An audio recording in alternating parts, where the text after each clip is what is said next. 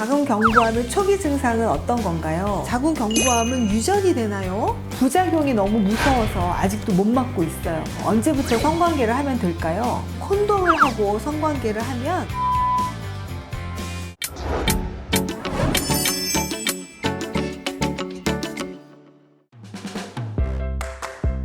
안녕하세요. 똑똑한 산부인과 여의사 신소희 여성의원 대표원장 박정원 원장입니다.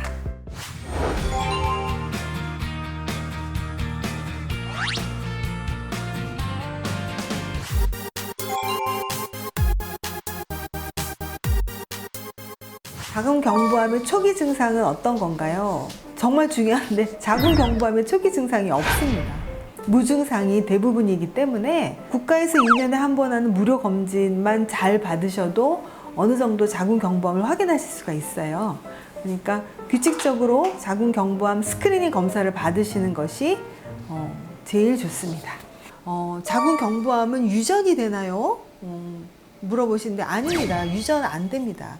자궁경부암은 성병입니다. 또한 이제 이거는 상식인데요. 여러분 콘돔을 하고 성관계를 하면 HPV 바이러스 감염을 100% 예방을 할 수 있을까요? 100% 예방할 수 없습니다. 우리가 바이러스는 접촉에 의해서 페니스에만 있는 게 아니잖아요. 항문에도 있고 그 주변에 피부에도 있고 우리 털 주변에 있는 조직에도 있기 때문에 콘돔을 한다고 해서 HPV를 100% 다 예방할 수는 없다. 그렇지만 바이러스 예방하는 HPV 예방 백신은 꼭 맞자. 이거를 말씀드렸어요. 자궁경부암은 자가 진단할 수 있을까요? 자궁경부암 자가 진단하기 어렵습니다.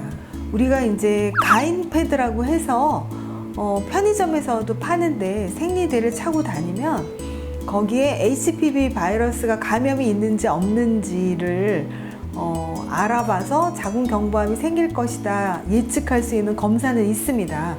근데 그것도 우리가 이제 4시간 이상 패드를 차고 그거를 다시 그 회사에 보내서 다시 PCR 검사로 HPV 바이러스 검사를 확인하는 거고 비용도 7만 원대 후반에서 8만 원 정도 하기 때문에 근데 그게 자궁경부암이 있다 없다로 알려주는 게 아니고요. 바이러스 감염 유무를 알려주는 거거든요.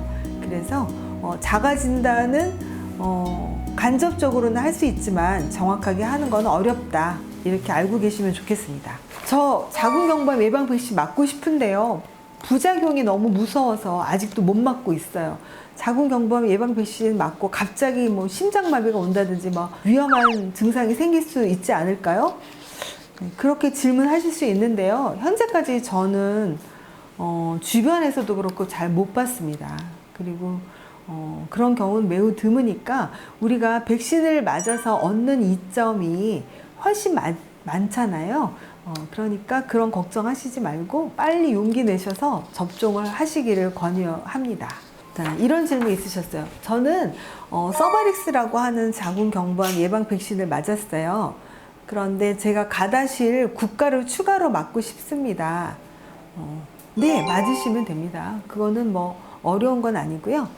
가다실 4가를 접종을 했는데 가다실 국가를 맞고 싶습니다. 맞으셔도 됩니다. 그런데 가다실 4가를 맞으신 분이 가다실 국가를 맞으면은 저희가 한 5가지 정도의 바이러스에 대해서 좀 더 예방은 가능한데 그 확률적으로는 얼마나 많이 도움이 될지는 모르겠습니다. 그런데 이제 좀 더 마음이 편하시면 맞으셔도 괜찮습니다. 저 자궁경부암 예방 백신 맞았는데요. 언제부터 성관계를 하면 될까요? 그거는 자궁경부암 예방 백신을 맞고서 항체가 생겨서 바이러스 감염을 예방하는 건 최소한 6개월이 지나셔야 됩니다. 그 6개월이 지나면서부터 이제 예방이 되고 하시기 때문에 백신을 맞고 나서 성관계 시기는 따로 그렇게 정하실 필요가 없는 거죠. 자궁경부 이형증으로 원추 절제술을 받으셨는데 임신을 하셨어요. 임신 중에 자궁경부암은 진행이 되나요? 이런 질문 내용이었습니다. 임신 중에 자궁경부암 연기가 되더라도 출산을 하고 치료를 하는 것을 원칙으로 하고 있고요.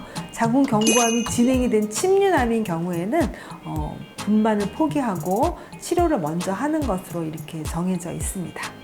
우리 산부인과 의사들이 제일 걱정하는 것이 조기 유산입니다.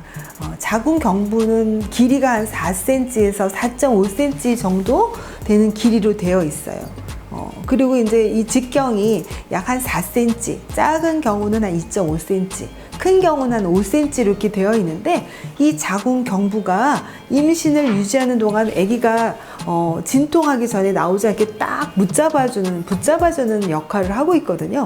그러니까 자궁문이라고 하는데, 우리가 원추 절제술을 받았을 때는 이 자궁문의 일부 조직이 잘려나갔기 때문에 이거를 붙잡는 힘이 약하겠죠. 그래서 이제 조기 진통이 오거나 조산을 하는 것을 우리 산부인과 선생님들은 제일 걱정을 하시는데요. 일반적으로 우리가 원추 생검을 할 때 미혼 여성들인 경우에는 원추 생검하는 양을 깊게 많이 하지 않습니다. 왜냐하면 임신을 할 가능성이 있기 때문에.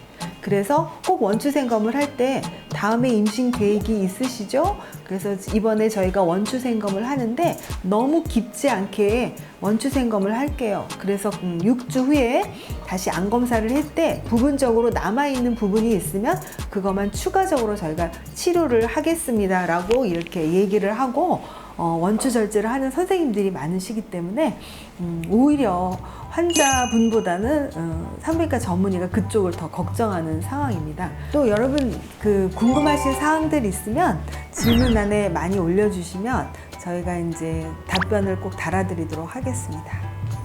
감사합니다.